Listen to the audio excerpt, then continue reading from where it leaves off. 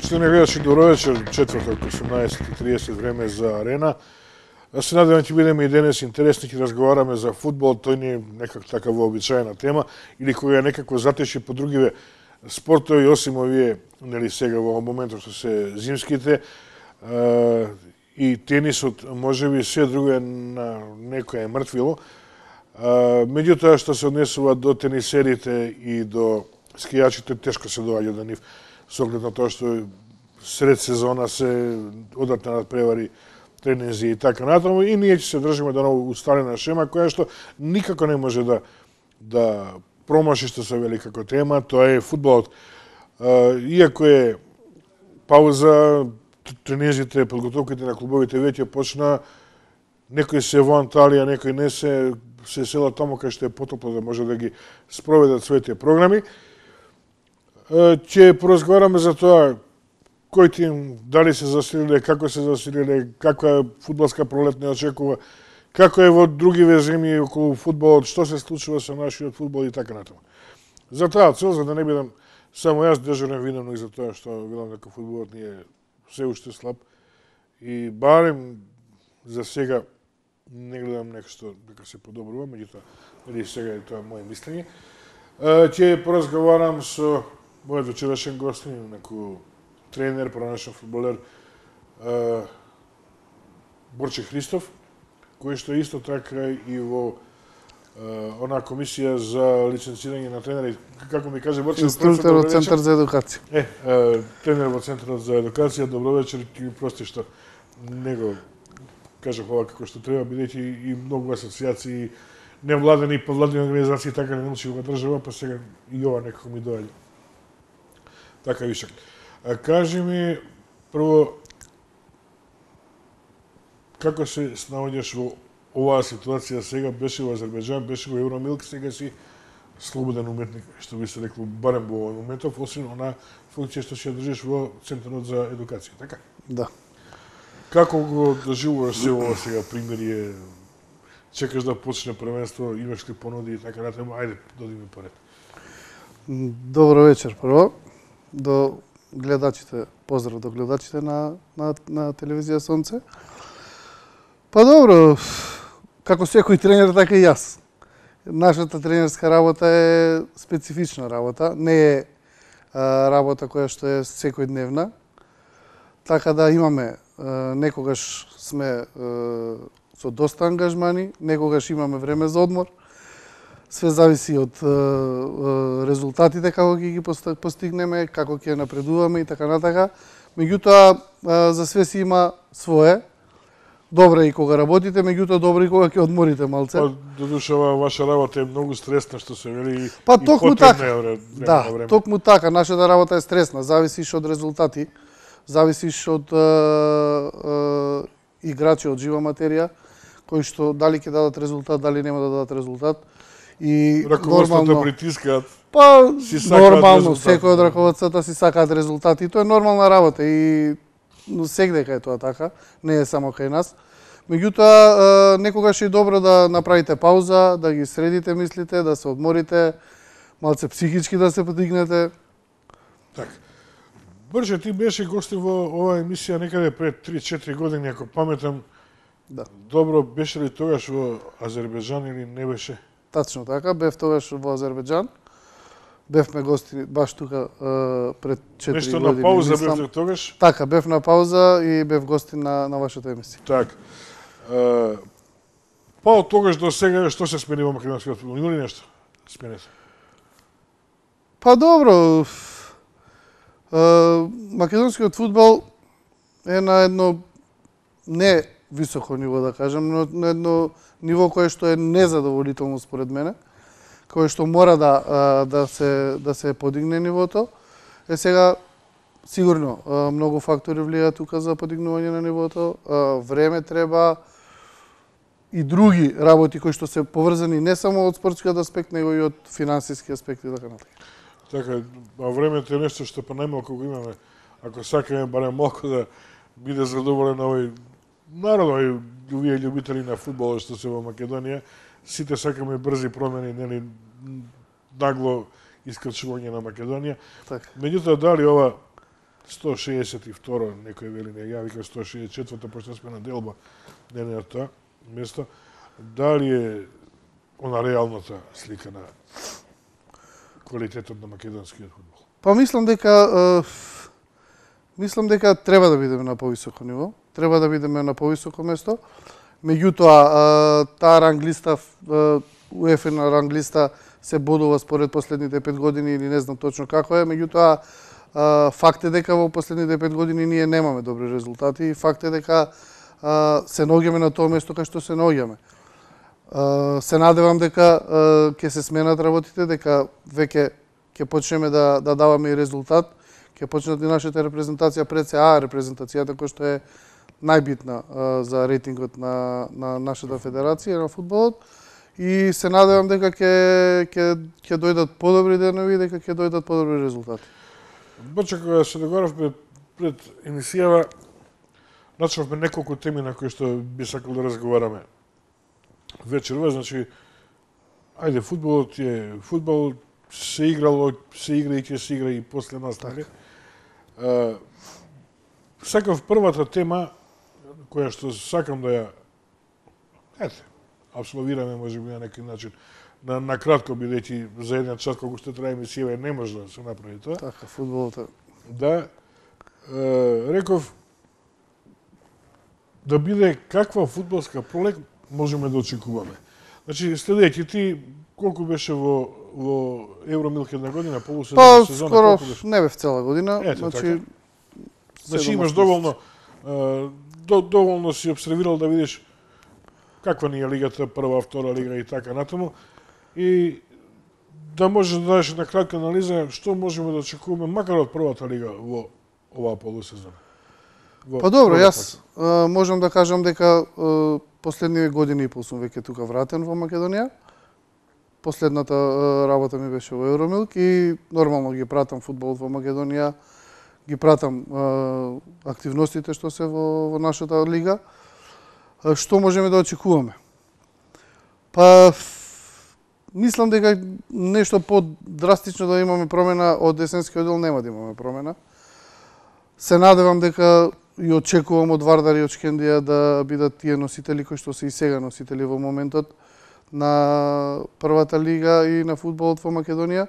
Меѓутоа очекувам поголем квалитет од нив. Искрено, јас во првата полусезона не сум задоволен од тоа што го видов од квалитетот на Вардар и на Шкендија. Можам да кажам дека Шкендија играше добро во Европа. Се сеќаваме сите, помина и неколку кола, стигна до тоа четврто кола, кој не се сеќам, или трето беше, не точно се да не. Во трето испаднавме, не стигна, значи до предквалификации дојде. Играше добро, ги гледавме тие утакмици. За жал Вардар можеби не изигра така лошо, меѓутоа резултатски лошо помина со Динамо. Па добро, суплаши од Динамо, од името суплаши. Што направи Вардар? Еде, која веќе се фативме за Вардар, беше најувано дека се создава екипа за Европа, се создава, меѓутоа тешко излегува на домашен план со екипи, а за Европа да не зборуваме се, и тоа треба да се каже. Да, токму тоа сакам да кажем. Јас очекував, например, од Вардар и од Шкендија да бидат многу по-квалитетни и понадмокни во македонското првенство. Екипи кои што имаат за македонски услови таков буџет, добар буџет, со добри услови, со инфраструктура добра, со сега сите знаеме Вардар направи одличен европски камп, каде што имаат буквално сите предуслови за добра работа и очекував од нив дека ќе направат прво пред се добра игра за публика, затоа што видите, фудбалот игра за публика. Ние немаме доволно публика на стадионите и сигурно и тоа се одразува и на играта што ја покажуваат прволигашите. Вардар и Шкендија би очекував дека ќе ги победуваат натпреварите многу полесно него што ги добива во првенството во есенскиот дел. Со самото тоа, за да привлечеш публика, треба да направиш и добра игра. За да направиш добра игра, треба да даш многу голови.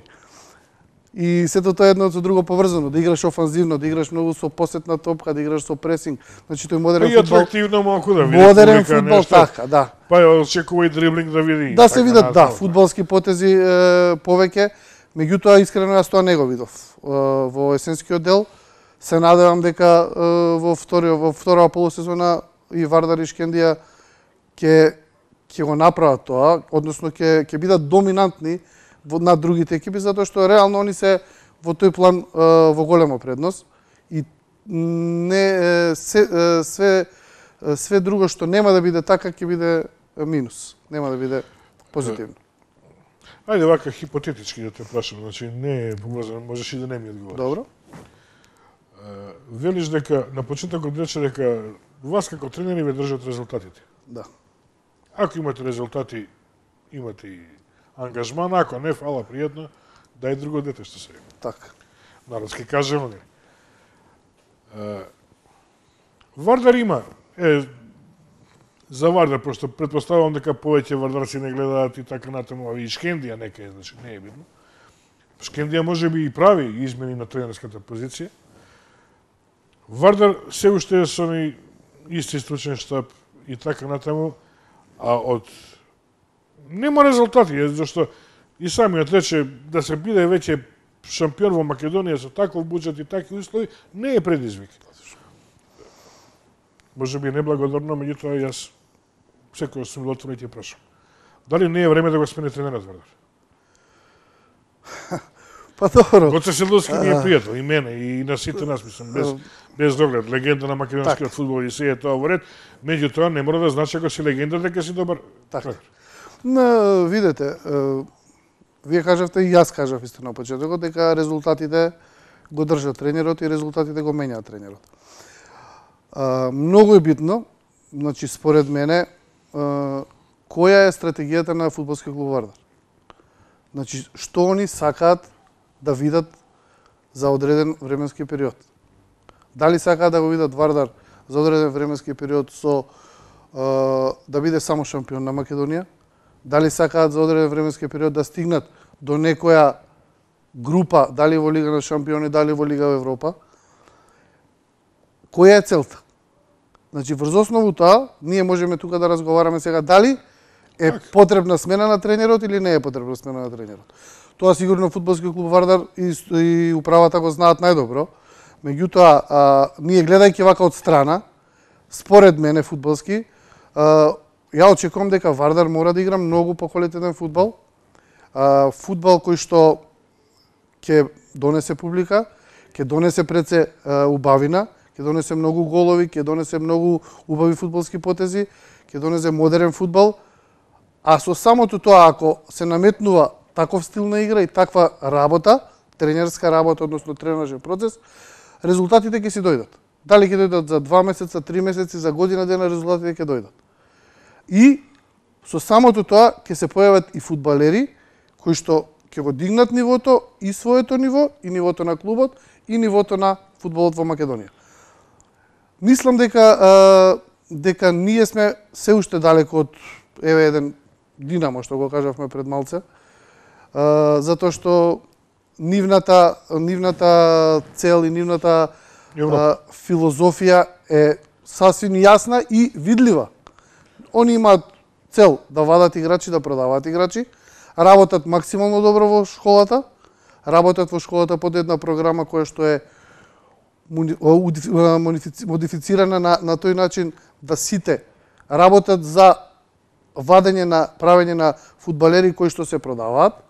И ако погледнете уназад 3-4 години Динамо прави трансфери од 2, 3, 5, 7 милиона, 10 милиона. Повеќе сега нова светско првенство за 2 играча 25 милиона земја, извини, значи тоа е пара.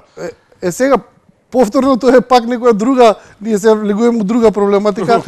Во проблематика дали и академијата и школата работи така како што треба да работи, па кои се тие играчи кои што излагаат од школата во првиот тим? Значи од младинците кои се играчите кои што влегуваат во првиот тим? Колку имаме млади перспективни играчи во Вардар? Колку имаме играчи кои што може да се продадат и така натака? Јас ќе те прашам друга работа. Се фатиме за Вардар, значи нека ми простат. Вардарци, не ми е Вардар тема вечерва, ќе има посебна емисија за Вардар, здравје Боже. Меѓутоа, која веќе го општо, мислам, ово го збориме не само за Вардар, него општо за сите клубови, моја мислење. Наводно господинот Сансоненко вложува во Вардар, гради академија, гради спортски центар во хиподром, што тоа чини пари. Така. Плати играчи кои што за наши услови се скапи играчи. Да. Кој тој што вложува, само ќе вложува да не чака поврат на парите, а веќе е 3-4-5 години. Вардар ниту продаде играч, ниту влезе во некоја Лига шампиони и максимум што зема е 300-600 швајцарски франци по сезона зборувам. Да. Значи тоа не е враќање на парите. Па буквално тоа ми е Не знам кој би можел да издржи такво нешто. Так, сигурно фудбалот е профитабилен и ако немаш повратни средства од фудбалот, нормално дека никој нема да вложува. А скапа играчка е? Скапа играчка, меѓутоа многу пари се вртат во фудбалот и може да се повратните средства може многу побрзо да дојдат неголи на пример во другите спортови, кошарка, ракомет, одбојка и така натака.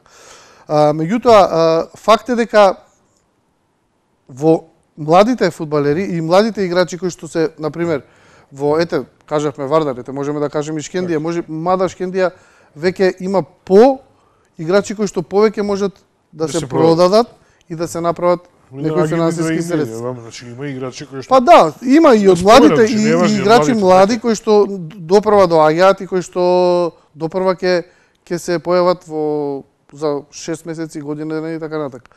Меѓутоа клубовите наши ќе бидат успешни или оној клуб ќе биде успешен кога ќе направи трансфер од типот на Пјаца.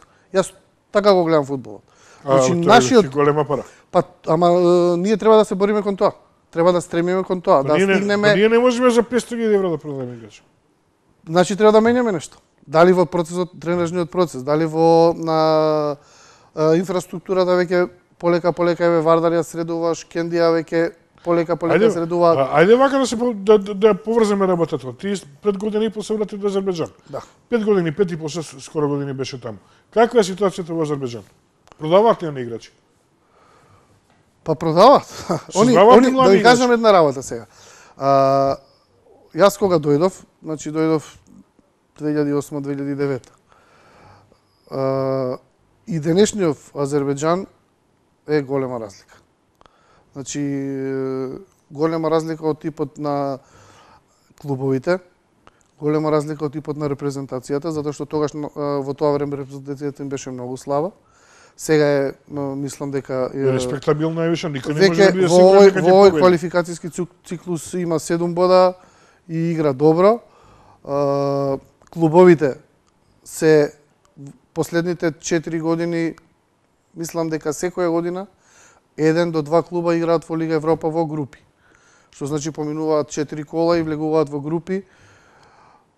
Јас имав шанса да бидам во Карабах, каде што 2 години, 3 години актуелен шампион, 3 години поред е актуелен шампион, веќе трета година игра во Лига Европа во групи. И само јас ќе додадам по програмата која што вие ја однесовте таму. Да. Не знам дали беше сам или Ѓоко не беше таму. Не, јас првата година и пол бев заедно со Ѓоко Хаџиевски и со Муарем Зекер, бевме заедно во фудбалски клуб Баку и бевме шампиони на таа година.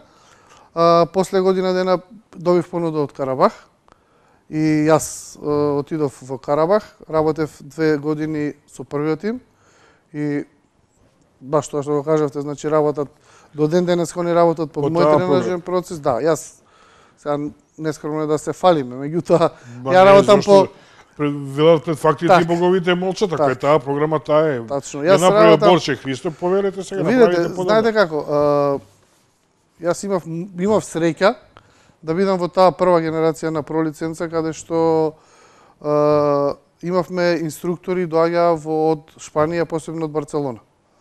И многу научивме од нив. Јас веќе 3-4 години во тоа време ја засакав таа програма, ја засакав тој стил на игра и се фокусирав на тој стил на игра. И тој стил на игра и тој тренажен процес го пренесов во Карабах, каде што до ден денес они го работат мојот тренажен процес, каде што резултатите се видливи затоа што они веќе 3 години поред се шампиони, 3 години поред влегуваат во Лига Европа. Еве, сега во овој зимски природен рок направи и трансфер од негдека 2-3 милиона го продадоа. Да. Обично они до сега не размислуваа за трансфер. Вие го набавивте тој играч. Да, јас бев во Карабах кога го земавме него, јас бев и одговорен за скаутингот и они имаат до сега немаа проблем со парите и немаа намера да продаваат играчи. Меѓутоа, еве дојде тој момент каде што веќе и они се насочија кон тоа затоа што сега пред 4-5 дена направија трансфер играч од Карабах, Рејналдо, тој бразилец што го земавме пред 4 години, сега го продадоа во Турција за 2-3 милиона, мислам. Колку го земавте вие? Ние го земавме за многу малце пари. за 150.000 или 200.000. Еве уште една. Да. Уште еден начин како може да се печели. Па добро, видете. Ама си сака и работа. Работа, да. Многу е битна работата. Јас ви кажав и вас, имаме и неколку и наши играчи беа таму, еден од нив е и Муарем, кој што и до ден денеска игра во Карабах, веќе 3-4 години е таму, кој што го дигна нивото на многу високо ниво и кој што е еден од клучните играчи на Карабах, затоа што во последните 2-3 години он постигна 4-5 гола во клучни, во Лига Европа, во квалификации и така натаму. Меѓутоа за Македонија нема место. Па добро, он беше, мислам дека беше повикуван во репрезентација, да, повикуван беше, меѓутоа специфично е. Некогаш некои играчи се можеби добри во клуб повеќе даваат, некои се за репрезентација добри, он на негова несреќа и на позиција каде што имаме ние и квалитетни играчи од типот на Ибраими, од типот на Трајковски, од типот на Тричковски, така да конкуренцијата е поволна. И сето тоа можеби важи, меѓутоа и не важи, заради тоа што Муарем игра во Европа, нашиве не играат нигде. Овие кои што ги спомена. Да, ли играат или не, Трајковски беше повреден, сега почна да игра, го немаше во репрезентација, го немаше ни Муарем. Така. Тричковски игра, меѓутоа во репрезентација никогаш максимумот не го дал, според мене. Така. За Муарем повторно нема место. Значи, сето тоа е малку кај нас испревртено. Нека ги простат стручњаците кои што се начало и на репрезентациите и таму, меѓутоа ако во репрезентациите треба да се зима најдоброто, тогаш земи го најдоброто. Па добро, јас пак ќе кажам, тоа се сплетни околности кои што ние од надворешна гледна точка ги гледаме. Сигурно селекторите внатре се и они се најмеродавни да кажат зашто, кој го е повикан, како е повикан. Сигурно можеби не навлегувам, можеби не влегува во концептот на селекторот таков тип на играч. Меѓутоа и тоа што го кажувате стои, затоа што ние немаме многу играчи кои што играат во Европа и кои што играат на повисоко ниво и можеби треба да му се даде повторна шанса. Тоа е исто сега и на Несторовски да не го земаш репрезентација, зашто не се вклупал во концепција. Извини, молим те сега. Концепцијата е една работа, меѓутоа дечкото си работи во екипа. И рековме, застанавме кај Карабак, го продавте тој Рејналдо за 3-4 милиони, не е важно колку, 2-3 милиона, сепак е некоја милионска сума, и повторно има играчи на негово место. Имаат ли млади играчи? Па добро, они имаат млади играчи, имаат играчи кои што допрва доаѓаат. Ние сме, ако ги споредам со нас, значи ние сме во поголема предност. Ние сме во предност затоа што сме поблиску до Европа. Нашиот менталитет е малце подругачи, не е како нивниот менталитет. Меѓутоа, со тек на време мислам дека они ќе стигнат и нивни играчи да играат на повисоко ниво и во Европа. Затоа што вложуваат, искрено кажано вложуваат во фудбалот, направија многу. Јас кога дојдов немаше многу терени, сега денеска имате од типот во Баку имате можеби еден олимписки стадион, знаете дека бе првата летна олимписка европска олимпијада беше во Баку. Направија стадион од 65.000, имаат централен стадион кој што е 40.000 исто во Баку и направи уште 4-5 стадиони кои што се од 10, 12, 15.000 кои што може да се играат и европски утакмици. Направија многу, вложија многу во фудбалот и сигурно вложуваат и во тоа што доаѓаат селектори кои што се поквалитетни, у смисла можеби не се покажа нивната работа, например за Берти Фокс, селектор кој што беше 4 години пред да биде просинечки, меѓутоа самото тоа што он е присутен таму носи носат некоја друга тежина, да. Од секоја по нешто учат. Така. Фокс излегал со негова програма, ти си отишла со своја програма, Просенечки со негова програма, Сигурно. Ти даде резултати. Видите, многу квалитетни тренери работеа во последниве 5-6 години во Азербејџан. Од типот на Старков, кој што беше селектор на Латвија, која што ја однесе во Португалија на Европско првенство, од типот на Тони Адамс, од типот на Вили Шефер што беше во Шалке. Тие се све поискусни, па Ѓоко Хаџиевски, нашиот тренер кој што е исто еден од поквалитетните тренери кои што работел во Азербејџан. Така да они носат и вложуваат и во тој аспект, носат квалитетни тренери кои што треба да работат. Ако разборуваме дека Карабах е 2-3 години во Лига Европа игра. Константно. Да кажеме. Тоа значи минуваш 3 кола и уште 3 надпревари играш тамо, тоа се 6-7 надпревари во Европа, што е една убава бројка за една година. Така. Зборуваме. Колкав е буџетот на Карабах? Дали е нешто екстремно голем? Знаеме, Азербејџан има нафта и така натаму, значи не е битно тоа. Меѓутоа, буџетот на клубот колкав е? Па они имаат еден стабилен спонзор. Спонзор кој што е доста моќен во Азербејџан. Меѓутоа, не се расфрлаат многу со пари. Може би е поголем, сега некоја споредба можам да направам нешто слично со, може би е поголем малце од буџетот на Вардар. Меѓутоа не е некој голем буџет од 20-30 милиона, не дека 7, 8, 9 милиона, мислам дека е отприлика тој буџет.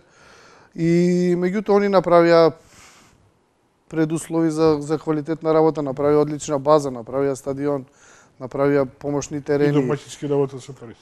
Па и една многу битна работа што мислам дека допринесе за тоа што Карабах е денеска, е тренерот кој што останат таму веќе 7 години. Тој е азербејџански тренер кој што работеше, јас бев со него, работевме заедно и му дадоа максимална поддршка, го оставија и он ја оправда таа поддршка што му ја дадоа. Имаше нормално ситуации каде што и на клубот не му одеше, каде што имаше негативни резултати во серија 2-3 пораза и така натака. Меѓутоа му дадоа поддршка и тоа е еден од битните предуслови за успех во спортот општо, бидејќи со промена на тренер на секој 6 месеци или на секоја година дена не може да се направи некој континуитет.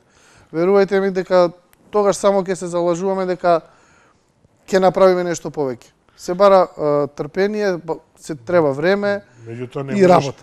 Меѓутоа не може ни 3-4 години без некаков... Сигурно мора да се појават резултати. Да, резултатите мора да се појават. Без разлика на све, може би и да изгубите несреќно, може да се појави... не е спорно. Да. Меѓутоа, да се види дека има игра, да се види дека има напредок, да се види дека се развиваат фудбалерите, да се види дека клубот се подигнува на секое можно ниво, тогаш веќе тој напредок е видлив. Така. Да се вратиме ние на домашниот фудбал, да се надеваме дека Шкендија стаса, докаде што стаса во Европа минатава сезона. Сега имаме вака. Имаме Вардар кој што има стабилен спонзор и веќе неколку години покажа дека издржува и може да издржи. Во Шкендија е Колок, кој што е една од најјаките фирми во Европа, компании кои што. И затоа ме чуди каскање на Шкендија со таков спонзор. Не знам што е проблемот, они си знаат. Во победа влезе Стопанска банка, Аде Битола, работнички... Во Пелестер. Во Пелестер, се живе. Да. Работнички е стандарден, си има стандарден спонзор, мислам дека и си остана господинот Поповски. Да. Имаме потоа во победа влегоа 3-4 спонзора кои што на некој начин создадоа некој акционерско друштво кој што е стабилен спонзор, може би не се премногу парите, меѓутоа се доволно за екзистенција на еден добар прволигаш. Тоа се 5 клуба наброја веќе. Не знам каква е ситуацијата подоле. Силекс е, стандардно Силекс не знам колку пари има, меѓутоа еден веќе се менува наброја 6 клуба, тоа е повеќе од половина лига, која што веќе екзистира стабилно. Би требало. Па добро, точно, например, Вардар Шкендија се е окей. Пелистер сега е финансиски доста моќен со доаѓањето на новите спонзори. Силекс е стандарден уназад, значи годините си е Силекс е да, од секогаш си е стандарден.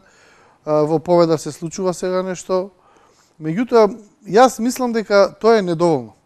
Според мене тоа е недоволно. Ние немаме многу клубови.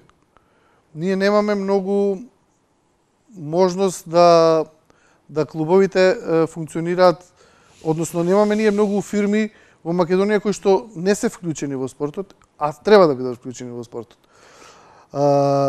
Мислам дека клубовите треба да го подигнат нивото организацијски. Не сме ние доволно организирани. Со исклучок на Вардар и на Шкендија. Дали може би тоа главната? Па Ако сега се извинувам, значи ако паметиш многу македонскиот фудбал. Добро. Дека турнова со многу малку средства кој што ги вложуваше господинот Торце, Да. забави како беше презимето. Добро. Со многу скромни средства ќе беше шампион една година. Значи, само добро распоредени пари, добра работа и стандардно да се исплаќаат фудбалерите.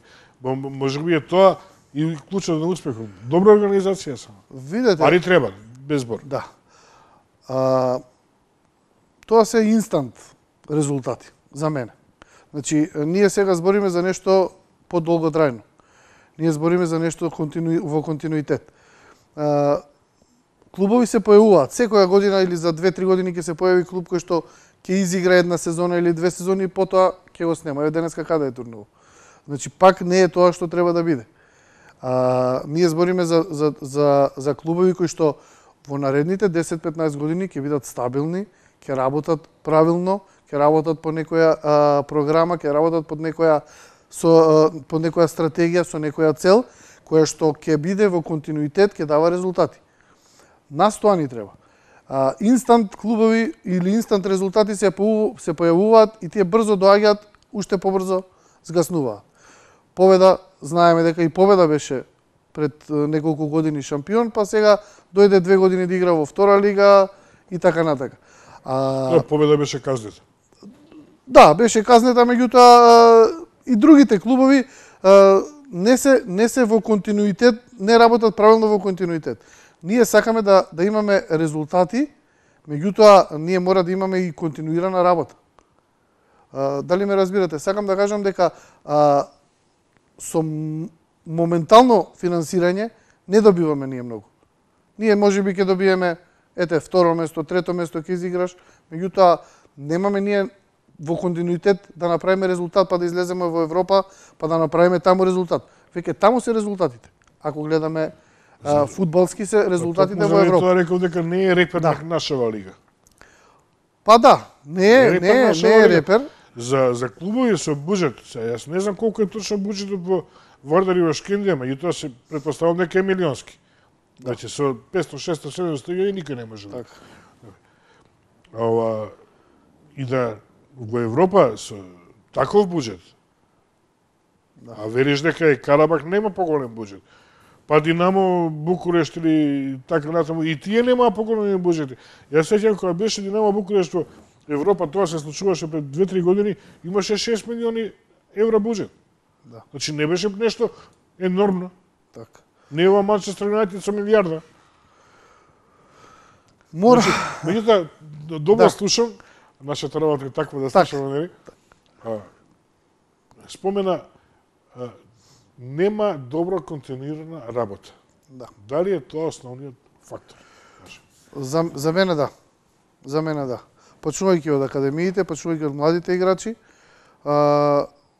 продолжувајќи со првиот тим, мора да се работи систематски. И јас би додал вистински луѓе на вистински места. Па тоа е основното. Знаете како, можеби е проблем и што многу ниски се критериумите наши, да. Јас можам да кажам со тврдење ќе кажам дека во Македонија имате тренери кои што работат за 200 евра. Значи тоа е погубно. Имате фудбалери во прва лига кои што играат за 200 евра. И тоа е погубно. Значи, све е тоа едно со друго поврзано, каде што ние не доаѓаме, односно доаѓаме до една точка каде што не знаеме што понатаму. Добро, да те прашам. Ти си во академијата за тренер. Центарот за едукација. Во центарот за едукација, во ред. Да. Како погледам, тој центар многу скратенки ме покажам. Да. Дали мислиш дека тој тренер што зема 200 евра заслужува да има повеќе? Дали би работел подобро ако има 500 евра? Тоа е прашање. Или лимитот е тој?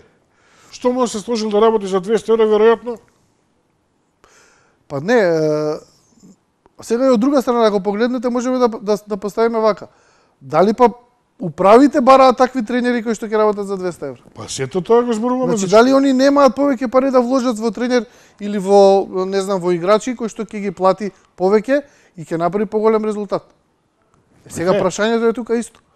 Значи, видиш што му значи на тој клуб, на тој спонзор? Ако ме плати мене 200 евра, ти чиниш 1000 евра, ајде го земеме, еве перо, не е важно, не е битно колку знае, битно е дека кошта помалку, меѓутоа твојата ја дрка нив ќе им донесе милион утре. Јас секогаш ќе тапкам тука. Значи не можам тоа да го разберам. Па тоа треба да ги прашате тие што ги водат клубовите. Затоа што мислам дека они се најодговорни за тоа што понатака и како ќе ги одвиваат работите. А од друга страна пак не можам да сватам некој да вложи во милион некај. Една година милион, другата година милион, третата година, а да не очекува да му се вратат парите. Така. Значи многу нелогични работи има во нашиот фудбал за да можам да му фатиме кај е почетокот, каде е крајот. Па многу нелогични работи има, јас се слагам со вас дека има многу нелогични работи и баш тоа го зборам цело време.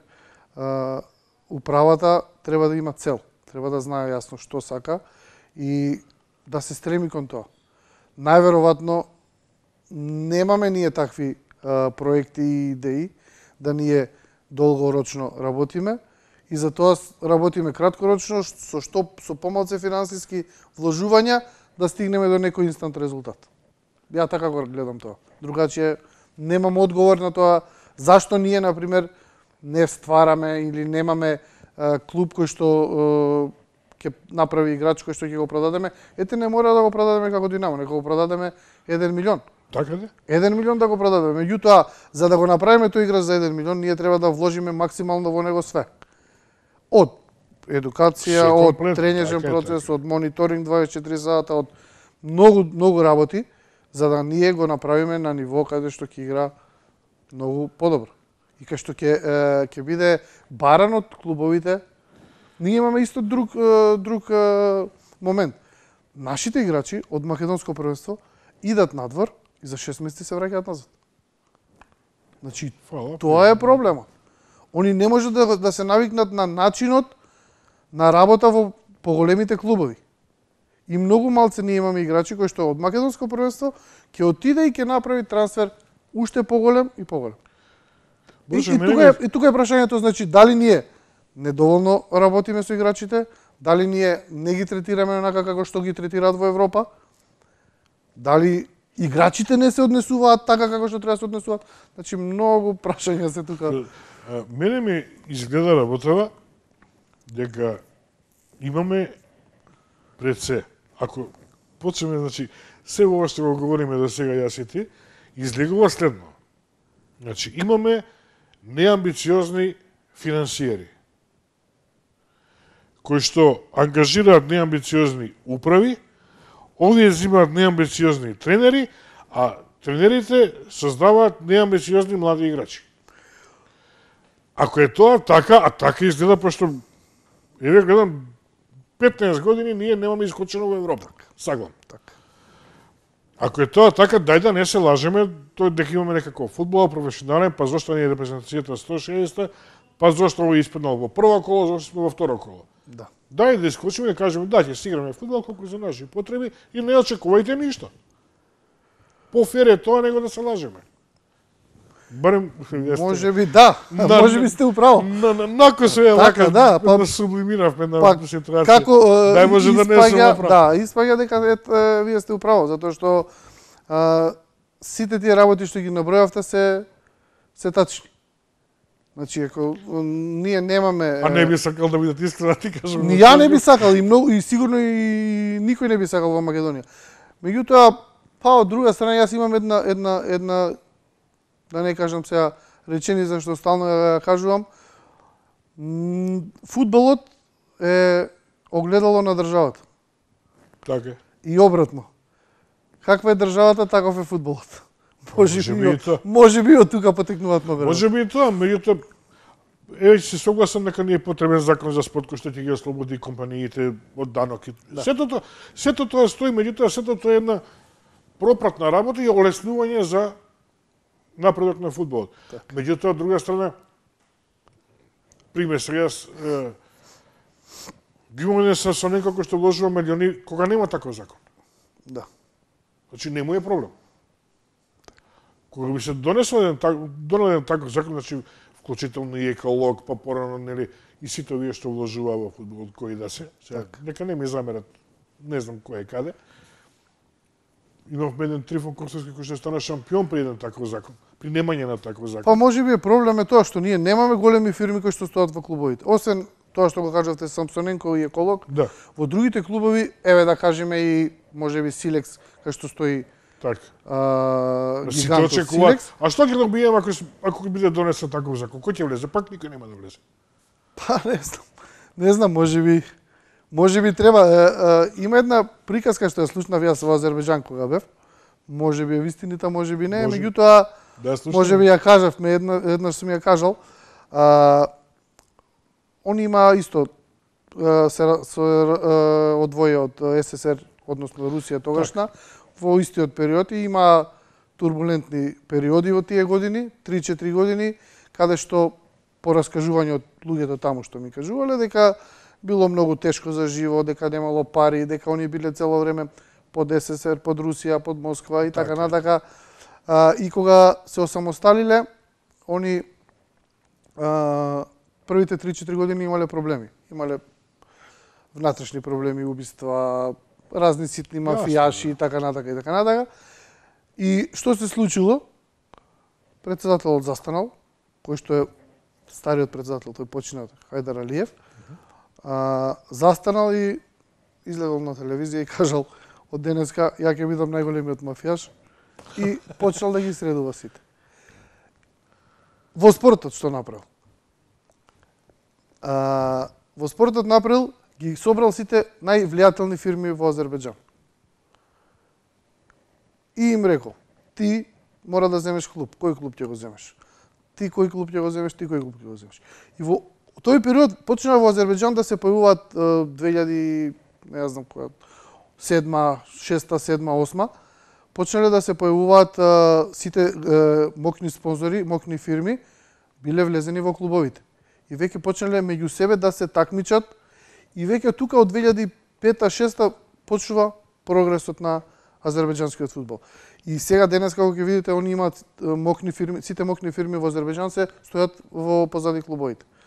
Во Карабах стоеше холдинг, еден огромен холдинг, Азерсун, Сокер, што е спонзор на Европско првенство беше и на сите, стоеше во Невчи, во Габала стои вториот, третиот човек, не знам која фирма, и во сите поголеми клубови, во сите клубови во прва лига стојат такви спонзори. Добро, пак тие компании имаат и општествена одговорност, значи треба да вложат и... И они вложуваат и тука се појавија и ривалства измеѓу себе, па едната компанија е подобра, па другата, па почнува да се појавува ривалство и се појави... Ама Борче, па токму тоа, јас и ти ќе седиме, ти председател на еден клуб, јас ќе седиме во ложа и ќе речеме по $100 ќе ставиме на ти кој ќе победи денеска. Да. Така се создава ривалството. За жал кај нас ние немаме такви фирми, ние имаме фирми големи кои што не се во фудбалот и можеби треба да се направи како они да се привлечат во фудбалот, како да вложуваат, да почнат да вложуваат во фудбал. Меѓутоа, ако тоа што го кажавте претходно дека имаме неамбициозна управа, имаме неамбициозни тренери, имаме неамбициозни играчи и така натака и организација немаме добра и немаме стратегија, ниедна фирма не сака да влезе во таква средина. Значи мора да се направи, пак се враќаме на тоа дека мора да се направи стратегија како да се стигне до целта, што сакаме да направиме, каде се гледаме за 4 години или за 6 години, или ФК Вардар, или ФК Шкендија, или било кој, дали на клубско ниво, дали на репрезентативно ниво, и веќе да се почне да се работи кон тоа, за да се стигне до таа цел. А од друга страна па е уште една нелогичност. Ако филм не е амбициозни, не значи дека тој човек знае да менаџира фирма која што создава милиони, а не би менаџирал еден клуб кој што како не чини управата, ја сферам управата, ali ќе донесам човек кој што знае, нели така? Мислам, многу едноставно, меѓутоа не знам зашто. Брче времето ни трча некако, не знам. Ти морам сега да ритнам на друга тема. Кажи ми Центарот за едукација како работи и дали според тебе Македонија има добри стручњаци, ама искрено. Значи, многу ми навикаат, тоа е за 2-3 евра ќе плати ќе доби лиценца.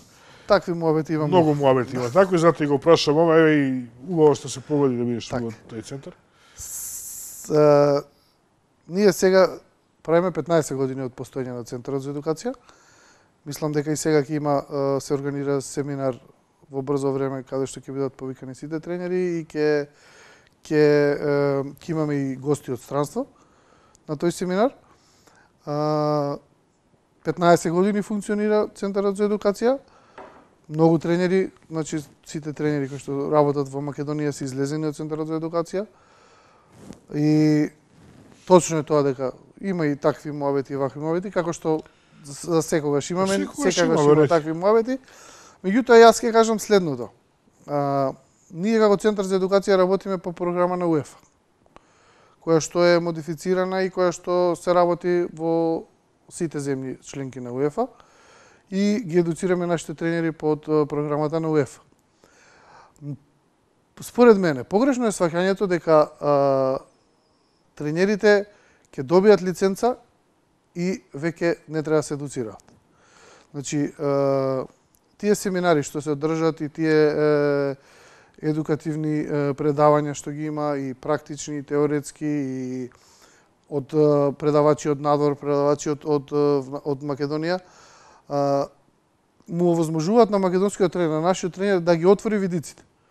Значи да почне да размислува на повисоко ниво. Меѓутоа, тоа не значи дека ќе дојде на семинар, ќе слуша, ќе биде активен, ќе работи и кога ќе се врати дома, ќе ги затвори тефтерите и све што се работи и ја заврши. Значи, тренерската работа е работа која што бара 24 сата активно ангажирано. Земањето лиценца е само почеток. Па, ја го кажувам овака. Земањето лиценца е како земањето дозвола за кола. Так. Сите не сме исти шофери. Некој е подобар шофер, некој е послаб шофер. Некој вози навечер, некој не вози навечер. Тоа е и добивањето на лиценца. После добивање на лиценца од тренерите зависи како ќе се едуцираат и колку ќе се едуцираат. Значи, нашата работа како тренери е да ние нон-стоп мора да пратиме што се појавува ново во Европа, да се едуцираме, да посетуваме семинари различни, да пратиме утакмици, да анализираме, едноставно да бидеме 24 сата вклучени во оваа работа. Затоа викам дека оваа наша работа е многу стресна и многу е напорна, меѓутоа не е доволно ценета. Види дека кога веќе зборуваме за стресни работи, ти кажем нека новинарска, поготово спортското новинарство е уште постресно заради тоа што ти како тренер или селектор викаш само по фудбалерите, а ние викаме и по фудбалерите и по тренерот. И по тренерот. Е тоа. Да, тачно, па добро. Сакам да кажам, имаме една убава работа оваа сезона, минатоа на репрезентативен план. Нели младата репрезентација се пласира на Европско првенство. Дали би требало и дали би можело и би морало, можеби, тоа да се искористи како иницијативна каписла за подобрување, за скокање на македонскиот фудбал. Па ајде, еве и неприродно можеби за едно скалило, па и две повеќе. Можеме ли и мораме да го искористиме? Точно, прво да им честитам на стручниот штаб, на тренерите, на фудбалерите кои што се вклучени, кои што го направи овој резултат. Резултат кој што е започет, резултат кој што долго го очекуваме и резултат кој што се надевам дека ќе го продолжиме и на Европско првенство. посакувам добро да се спремат, се надевам дека ќе се спремат добро. Многу е битно сите овие млади играчи што се членови на оваа млада репрезентација да играат во своите клубови овие 6 месеци. Мора да најдат начин. Мислам дека сега и од гледна точка затоа што повеќе им се посвети внимание затоа што се учесници на тоа европско првенство и клубовите ќе гледаат некој финансиска инекција да продадат играч ако играат и ако изиграат добри. Барди е веќе на мета на големи клубови. Енис Барден, он игра во Швајцарија, каде игра? Не. Да, Барден. Он игра во Ујпеш во Унгарија. Во Ујпеш Дожа игра веќе на мета на големи клубови. Да. Он е квалитетен фудбалер кој што не случајно е на мета на големи клубови. Имаме среќа ние да го имаме. Така. Имаме и други квалитетни фудбалери таму во оваа млада репрезентација и мислам дека очекувам добра подготовка да направат, добри анализи на противници, добро да се спремат, да се живи здрави прво фудбалерите сите што се вклучени во младата репрезентација, да може да го дадат максимумот и да очекуваме добри резултати од нив. Групата ја знаеме, добивме и па добро, можеби група која што не е премногу вака атрактивна, меѓутоа е доста незгодна. Така. Па добро, тоа е шанса. Да. Европско првенство. Значи сите групи, сите репрезентации се таму силни. Нема слаба репрезентација. Една утакмица се игра во група. Ако имаме свој ден, малци среќа ќе треба сигурно да имаме, да направиме добар резултат, ќе биде огромен успех. Така, втора работа, што мислиш за предлогот на Инфантино за проширување на светското првенство на 48 клуба? Па добро, тоа е шанса за најверојатно тоа е шанса за помалите репрезентации да се Европа бара барем уште 3 места, колку 12 одеа? Да, 12 одеа. Бара 16 да добие. Па мислам дека и заслужува Европа да добие и се надевам дека ќе добие, меѓутоа тоа е шанса за помалите репрезентации да може да стигнат до светско првенство, до едно такво големо такмичење и најверојатно ќе се реализира. Чим бара председателот, најверојатно ќе се реализира. Па добро, Чефери не се согласуваше со тоа, председателот на УЕФА. Не се согласуваше, вели дека е премногу, дека е 32 се доволно, меѓутоа инсистираше, веројатно парите се големи пари се вртат и не сакаат да останат. Така, тие турнири се со многу финансиски средства големи и сепак фудбалот е пред се најголем бизнис во светот и многу пари се вртат во фудбалот и ако е интерес на парите ќе се реализира. Сигурно интерес на парите. Оваа година треба Суперкупот на Европа да се одржи во Македонија, гледам дека подготовки веќе се прават. Стадионот се работи и така натаму. Што ќе значи, како ќе изгледа Скопје тие неколку дена? Ќе биде блокирано. Тоа ќе биде Нема да функционира ништо. Па мислам дека цел град ќе го блокираат. Не знам, се шалам. Мислам дека тоа е голем настан. Суперкуп, каде што ќе се сретнат двете најдобри екипи, е голем настан и се надеваме дека ќе бидеме учесници како гледачи да ги гледаме во живо. Да, ако има место, ако успееме да обезбедиме карти. Да. Така, што друго? Кажи ми кажа за тренерите дека веќе работат, дека слично очекуваш ти твојот ангажман да продолжи како тренер, сега зборувам, во Македонија или бакаш за странство повеќето? Пошто ти веќе и се докаже во странство дека си квалитетен. Да. Искрено кажано, ја мислам дека поголеми шанси ќе имам надвор него тука. Искрено кажано. Така. Нормално. Финансискиот аспект е сигурно многу битен, условите за работа се исто битни, каде што може да ги реализираш своите идеи, каде што може да наметнеш свој стил на работа, свој стил на игра. Може би тука кај нас малце потешко, затоа што ипак ги кажавме претходните работи. Меѓутоа ќе видиме. Да се надеваме дека ќе добиеме добар трансфер, па кажи ми, ќе може да напредуваме. Никогаш една работа не ми била до крај јасна. или може би не би била јасна, имаме да земеме една Србија, значи, еден тренер ќе пробие некаде и после 100 тренера одат по него. Од Србија, зборам. Така. Кај нас еден тренер ќе отиде некаде и после ниједен више не може да отиде. Немаме тренери ние доволно или немаме доволно широка срце да повлечеме други со нас? Искрено кажано, немаме рейтинг.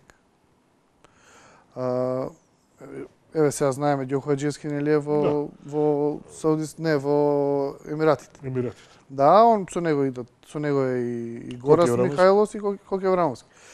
Јас првиот пат кога излегов надвор од Македонија, излегов заедно со Ѓоко. Значи благодарност до него што ме повлече и што ми овозможи ја понатака да работам. Меѓутоа, за да идеш како тренер надвор, ти треба рейтинг.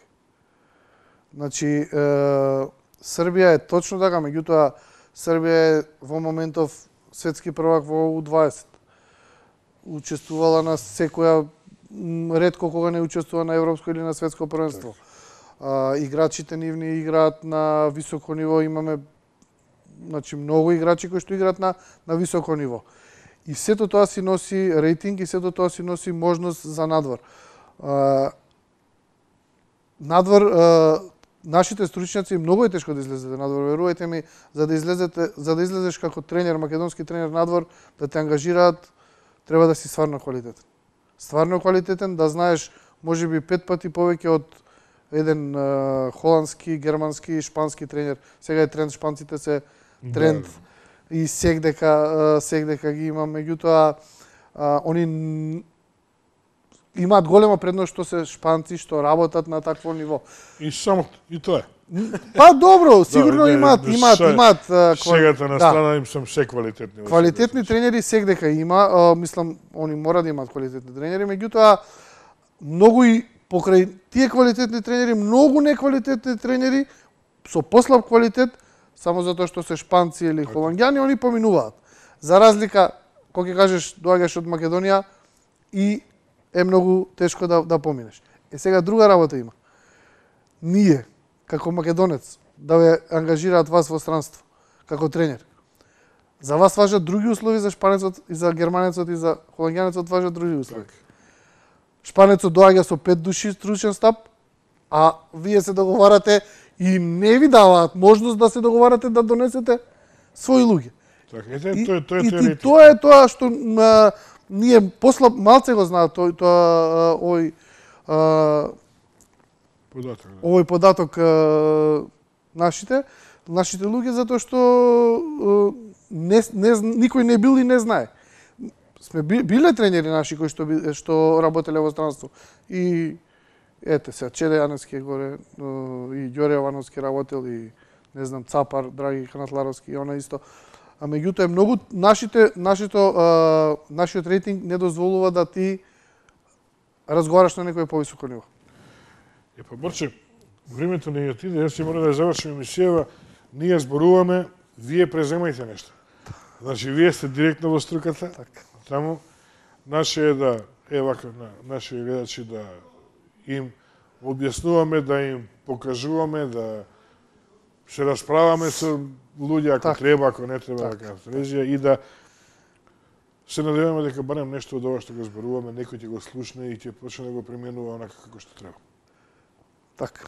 Значи, јас ти благодарам што ми беше гостин во емисијава и ти посакувам што побрзо да најдеш ангажман, ама надвор од Македонија. Благодарам. Почитувани гледачи, тоа беше Борче Христов, мој вечерашен гостин. Се гледаме по силом дена.